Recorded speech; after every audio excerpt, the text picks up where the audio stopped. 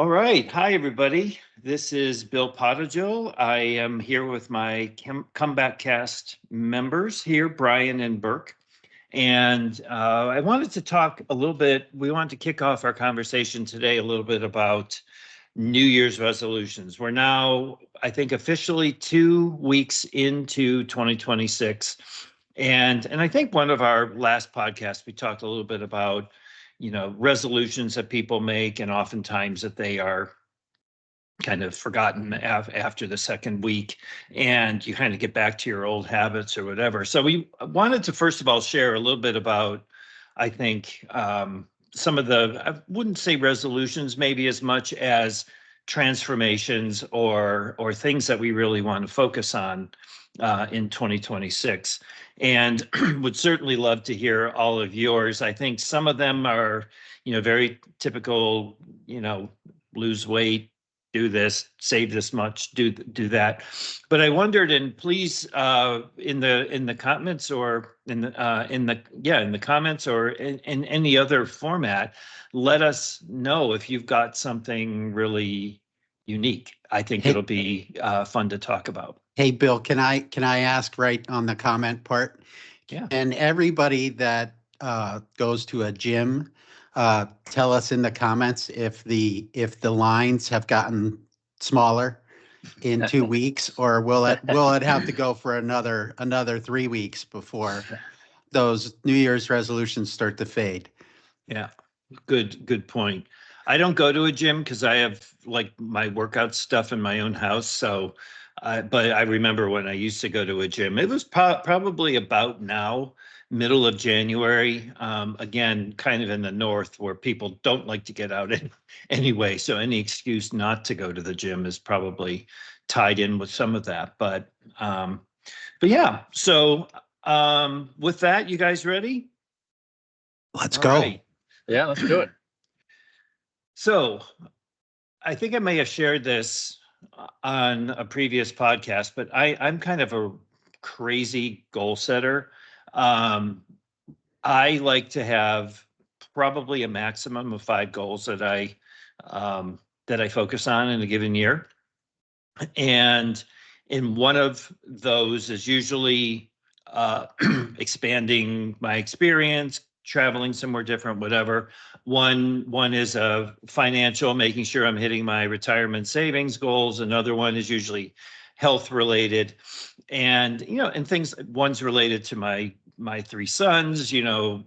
Kind of being the kind of dad that they need and adjusting and things like that. Yes, well, I will say greetings today from Santa Barbara, California.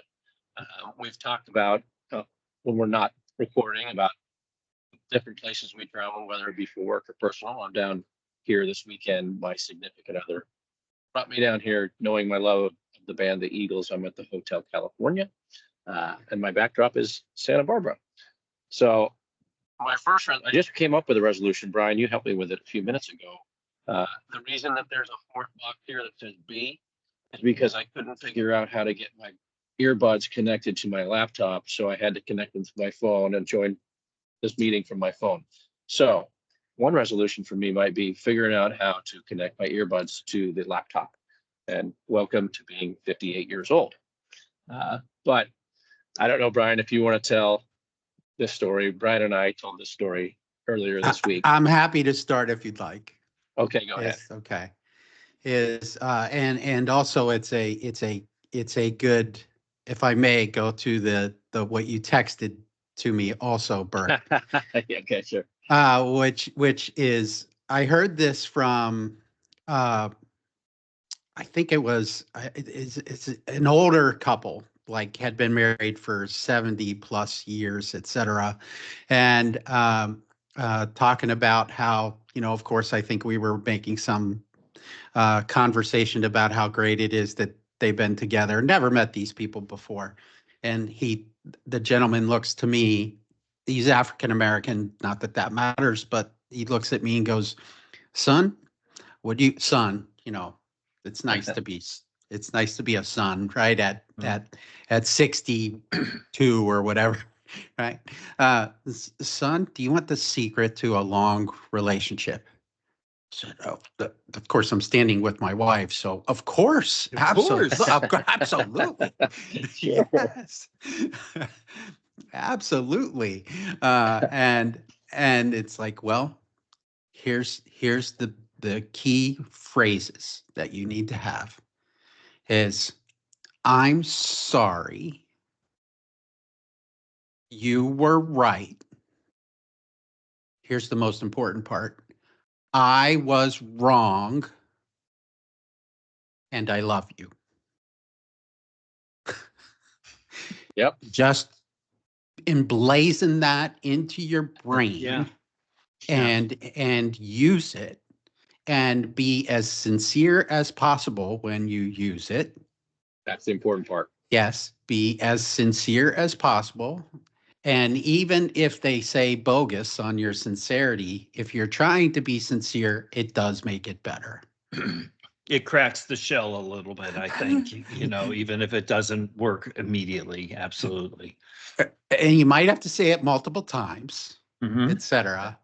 Yeah. But I have carried that over into work, and it has become almost not that I really knew what a meme was, but I think it's become our meme. It is. Yes. Agreed. And along with that, it has led to what Burke and I were assigned, because that kind of sets the tone of why we may have been assigned this. But we were assigned by the women in our lives, my wife, not unknowing of each other's assignments. We were assigned a New Year's resolution. I didn't know you could do that, by the way, that I could assign you, Bill, a New Year's resolution. But evidently, it can be done. So, Burke, over to you. Have never met each other. You're cutting out a little bit, Burke. You got to try not to move. Just try not to move too much. How's that? Good. All right. So these women have never met each other. As you may recall, Brian lives in Florida. I live in Oregon. I'm in California today. So they are not connected at all, other than they're aware of me and Brian because we've been together for a long time. So this is the first year I've been assigned a resolution. So, and I tried to accept it. I'm not a big resolution guy, but I can tell you that the gym I'm a member at, I haven't been in months, and the times I used to go, it was a huge line for about 3 weeks in January, and then it was back to normal. But I was suggested to me that I should adopt the resolution this year of being more expressive, as in expressive of my feelings, particularly towards Tara, and my love for her, because I'm not expressive enough, which is correct. No. I gotta fix that. Okay, go ahead. Yeah. All right. You're expressive enough. Yeah, that's true. I express other emotions, but not that particular emotion is very fair, as we talked about earlier this week, Brian. Yes, I don't express that emotion as well as I could, and that is very fair. We've talked about other episodes that I got divorced. I'm sure that contributed. There were, like everything, there's both sides of every story, but you get older, you start to learn things that you can get better and improve. And that's one that I'm quite certain I can do better. I will turn it over to you, Brian, because I think one of us is doing better than the other. So far this year, but go ahead. So I too suffer that affliction, as Kendra would call it, and I don't know who is doing better. I assume you were saying you were doing better. If I bring the referee in from the other room, I think that she would say I'm not doing a good job of honoring my my New Year's resolution. Very similar to not honoring my attention to going to the gym. So, but it has brought it front and center for both of us, Burke, that we need to work on being kinder and gentler, and we were able to call each other on it while we were away. And speaking of, while we were away, we were together in Minneapolis. we had a very nice interaction with one of our listeners who, unbeknownst to us, had listened to our podcast because Burke had shared on LinkedIn. And you want to tell the rest of that story, Burke? It was and I did share on LinkedIn. We do have a LinkedIn page. The three of us are a little bit cautious about sharing it on a wide mass because of our regular jobs. But we do have a dedicated LinkedIn page to Comeback Cast. Please follow us there. I did share one of our episodes on my corporate page a couple weeks ago, and didn't think about it. I honestly just was posting things, and so erroneously the first time put it on my corporate page versus our Comeback Cast page because I was on my phone. But we were at dinner with some prospects and clients and some people we've worked with for a long time in Minneapolis, in Bloomington, Minnesota, actually this week. And kind of, I'd say at least an hour into the dinner, one of them said, "Oh, by the way, I listened to your podcast." And we were kind of taken aback because we're relatively new. And we said, "Oh, really?" She said, "Yeah, I like to listen to podcasts in my car when I drive home. And so I listened to your New Year's podcast, and it was one of our shorter ones. And she said, when I got home, I went in the house and my husband said, 'Wow, you seem like you're in a really good mood. What are you so happy about?' She goes, 'Oh, I just listened to an uplifting podcast.' And I was just extremely gratified is the word I would use. She's much younger than us, by the way, too. I don't know how old she is. I would say, maybe she said, Brian, I would say 30, she said she was 30s. 21. No. Burke. She said she was 21, Burke. Yeah, right. She was 21. 21. That's Well, she is sounds at right. least certainly a generation behind me. I would guess 2 generations behind me. And the three of us are right on the line. So you're Xer. 34, You're X. Burke. Okay, Right. Good. Let's Right. move on from that particular segment. Yeah, but it was very nice, and it gave me just a very good feeling about what we're doing. So I don't know how you felt, Brian, but I was just like, wow, she's much younger. She took away our message, which is positivity, and it was great to get some nice feedback. So feedback either way, I'll take it because it means impacting people. But it's nice to get good feedback. Absolutely. Yeah, I think it's a great story, and it actually ties a little bit to I never really talked about what my resolutions are, but I am going to share one. And Burke, it's a little bit related to yours, whether it was an actual resolution or just something Tara requested, but and that is, I've learned a lot really since I started my writing journey in earnest. I got 3 books out, working on a 4th, which is, I'll share in a minute, is just a huge departure from what I had already written, and is very, very personal. And so when we get together every Saturday and we do one of these podcasts, or we put something up on our Substack, and each time it shows a little part of us, and I think mostly on the podcast. And I think after 30 plus years in the corporate world, I've really gotten very, very good at hiding behind this exterior shell of, what I'm supposed to look like and do and say at work. And so I'm trying to break that down, actually. And with, ironically, writing this book, which is actually based, it's not 100% not everything happened exactly in the sequence, but it's based on my life between the ages of 21 and about 26. I'm sorry, 20 and 26, 5-year period. And so I don't know, it's weird because I'm writing and I'm digging up all these old things and everything. But it was the only person that's reading it is the lady I'm working with, who wants to represent the story, and it's okay to be sharing it with her. But I actually my husband, Joe, who we've been together for 26 years this year.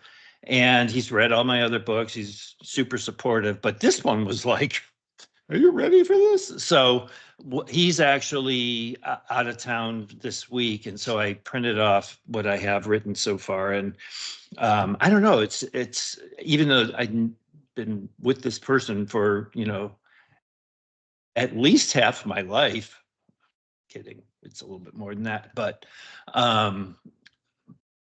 yeah, no, so it's just interesting to kind of throw that in to somebody that, it's like, okay, you're it's a little bit like splaying yourself open and things like that. So, but I think what I am, back to my resolution, I am trying to be okay with that and not be, spill my guts to everybody, but just open that part of my life up that I think I didn't intentionally close off. I think I just professionally just kind of had to do that. So, or chose to do that, I should say. So yeah, so very similar, I think, to mine's a little bit more about myself doing this than being requested to do it by somebody. But yeah, it's just interesting because I think when we first did our first episode, you said, Joe said to you is, well, welcome to the world of criticism or personal criticism. And yeah. And I mean, and in a lot of ways, I grew up in the world of passive aggressive criticism. Like, I'm sure there was plenty of criticism. I just normally didn't hear it.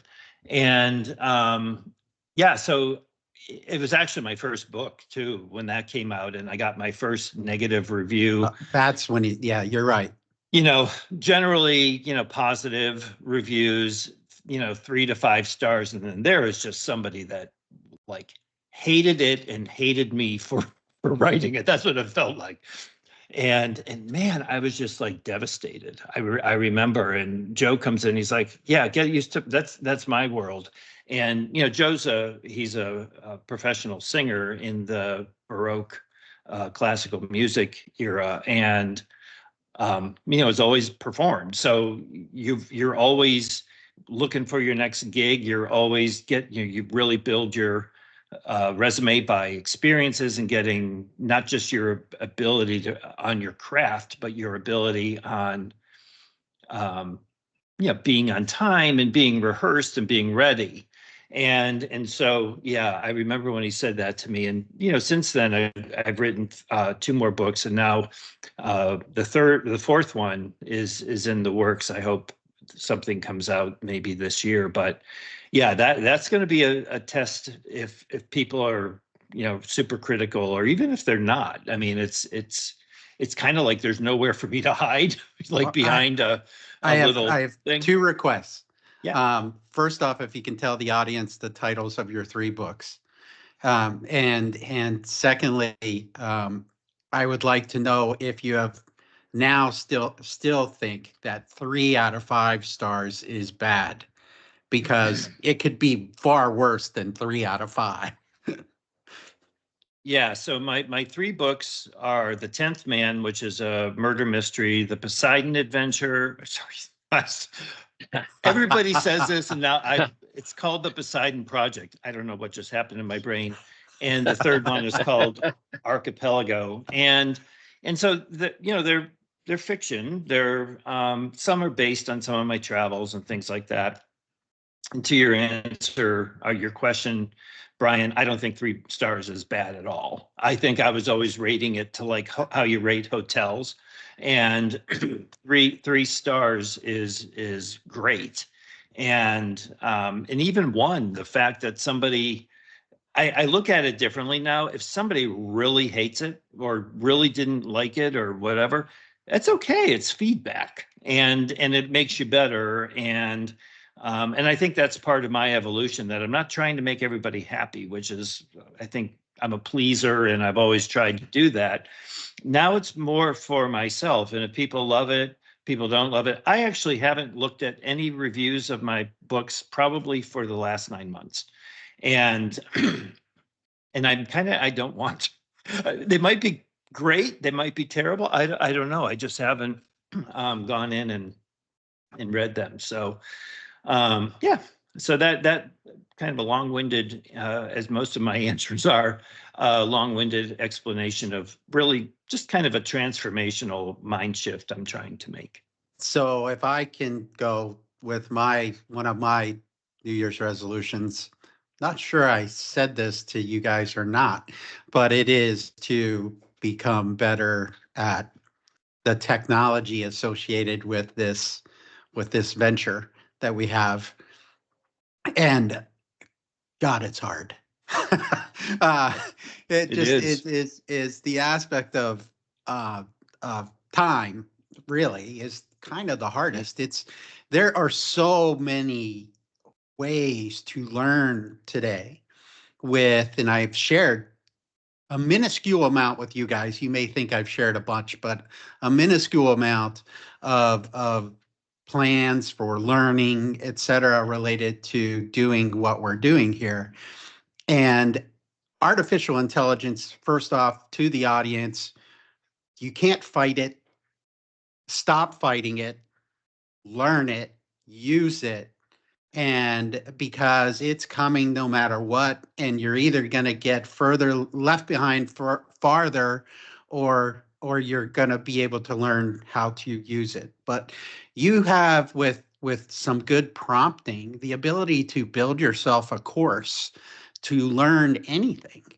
And I have built actually all of us a course. I don't even know if you've looked at the last thing I sent to you guys, but we've all been assigned things by AI to learn. And even though it's a couple hours a week, et cetera, there's a lot. It's really good, but there's also a lot to do. But so I would say it's not a failing, but it is darn hard to keep up with it. And maybe that is one of the things about New Year's resolutions, is that many times we assign a timeline to them that is unrealistic.